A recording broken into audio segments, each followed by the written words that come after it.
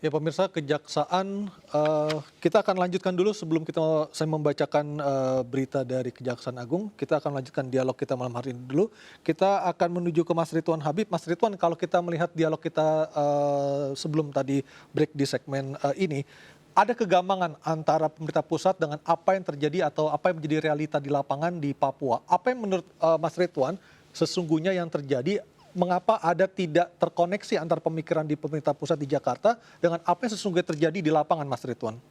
Ya, yang mengurusi Papua itu banyak sekali. Pak Sukamta sebagai anggota DPR tentu tahulah ketika Komisi 1 beliau juga lama di sana membidangi itu. Ada BIN punya, ada Menko Polhukam, ada Desnya, kantor staf presiden, ada Mbak Dani, Deputi 5. Ada banyak sekali Mas sebenarnya yang semua mempunyai tanggung jawab terhadap Papua. Artinya ada masalah organisasi juga di Jakarta, Mas Ridwan, sehingga formulasi untuk Papua ini menjadi tercerai-berai, tidak menjadi satu kesatuan yang utuh, seperti itu? Ya, saya kira sudah masing-masing mempunyai analisanya, masing-masing mempunyai kajiannya, dan semuanya sudah berada di meja Bapak Presiden ya. Saya kira Lemhanas juga sudah membuat kajian tentang Papua, BRIN tadi juga sudah Ibu Adrian yang menyampaikan sudah ada. Tinggal bagaimana nanti satu kebijakan apa yang akan ditempuh, pendekatan yang mana yang akan menjadi prioritas. Tetapi sekali lagi Mas Aryo, dalam waktu dekat saya kebetulan punya banyak juga teman-teman yang ada di Jayapura, di Papua, di Sorong. Mereka juga semacam mempertanyakan begitu. Kok Jakarta business as usual? Kok tidak ada kemudian pergerakan pasukan, kok tidak ada kemudian semacam jumpa pers kah dari Menko Polhukam atau Kapolri misalnya kemudian mengecam itu, mengutuk itu, menunjukkan sebuah iktikat bahwa ini kita melawan kelompok bersenjata yang membunuh warga sipil tidak bersenjata. Kenapa kok seolah-olah business as usual? Saya setuju bahwa penyelesaiannya harus komprehensif. Karena kemudian terlalu banyak yang dipikirkan itu, maka ini tidak selesai-selesai. Baik. Tadi saya kira Pak Sukamta sudah sangat jelas ya. Mana yang harus diselesaikan dulu itu yang label merah, mana yang sebenarnya hijau dan kuning, mungkin dengan pendekatan yang lain. Dan saya kira saya setuju dengan itu. Yang merah ini tunjukkan dulu dong, taring pemerintah. Tunjukkan dulu negara Indonesianya itu hadir di sana melindungi warga Papua yang warga negara Indonesia. Nah, jangan sampai kemudian kita terbawa propaganda dari KKB yang selalu bilang bahwa kami berbeda, kami bukan Indonesia, kami mau pisah dari Indonesia. Jangan mau terbawa propaganda itu. Mereka adalah orang Indonesia, warga negara Indonesia yang harus dilindungi. Mas Aryo. Baik, terima kasih Mas Ridwan. Pak Sukamta dari DPR, apakah ada rencana untuk memanggil Kapolri maupun Panglima TNI setelah masa reses berakhir? Ya, sebentar. Saya merespon Bu Adriana sebentar ya. Jadi selama ini paper jurnal internasional tentang Papua dari Indonesia itu kurang sekali, minim sekali. Saya kira itu catatan bagi BRIN dan juga mungkin kampus-kampus di Indonesia.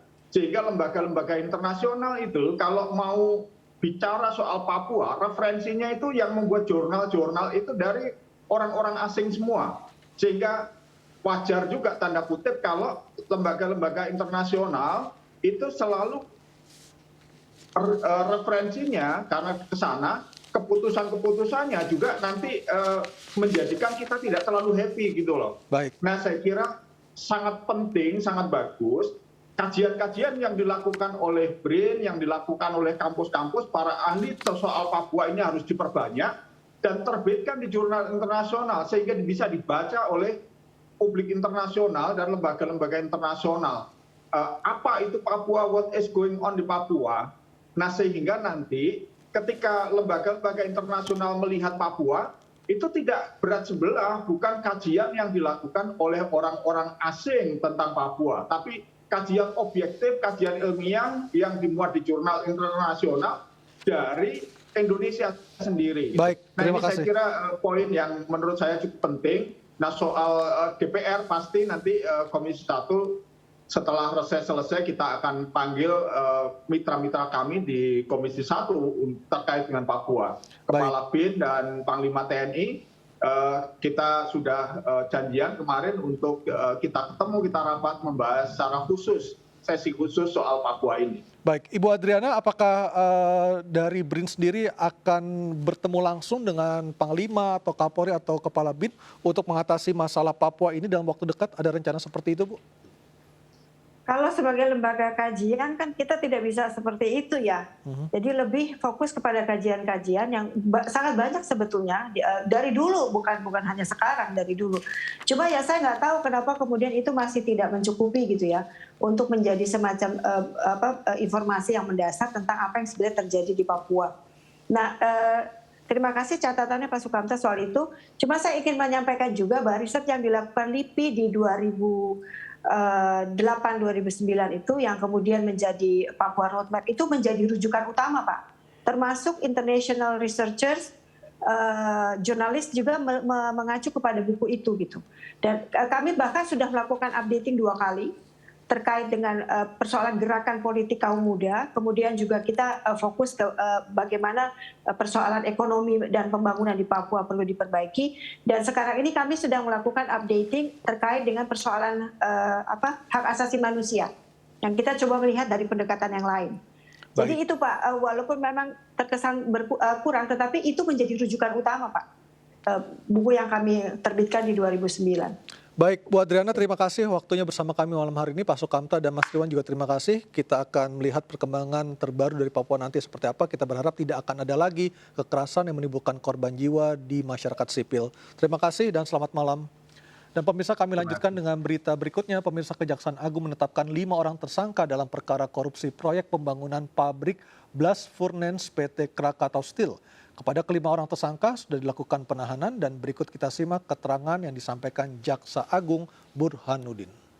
Saat ini Kejaksaan sedang fokus dalam penanganan beberapa penyidikan perkara tindak pidana korupsi. Salah satunya yaitu perkara dugaan tindak pidana korupsi pada proyek pembangunan pabrik Blast Compact atau disingkat dari BFC oleh PT Krakatau Steel pada tahun 2011. Kasus posisi perkara ini pada tahun 2007 PT Krakatau Steel, PT KS menyetujui pengadaan pembangunan pabrik Blast Furnace Complex dengan kontraktor pemenang adalah MCC Cherry Consortium dan PT Krakatau Engineering. Krakatau Engineering ini adalah anak perusahaan dari PT Krakatau. Namun pengadaan tersebut dilakukan secara melawan hukum, yang seharusnya MCC Cherry melaksanakan pembangunan sekaligus pembiayaannya, namun pada kenyataannya dibiayai oleh konsorsium dalam negeri atau Himbara.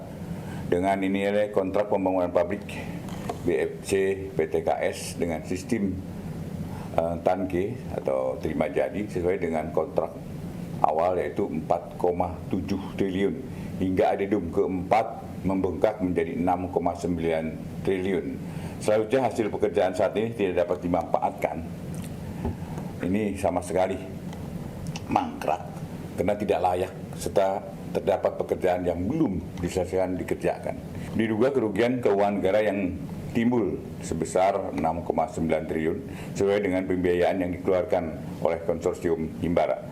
Berdasarkan hasil penyidikan dan gelar perkara yang dilaksanakan pada hari ini, Senin 18 Juli 2022, tim penyidik telah menemukan alat bukti yang cukup dan menetapkan 5 orang tersangka, yaitu 1. Insinyur FB selaku Direktur Utama PT Krakatau Steel periode November 2007 sampai 2012.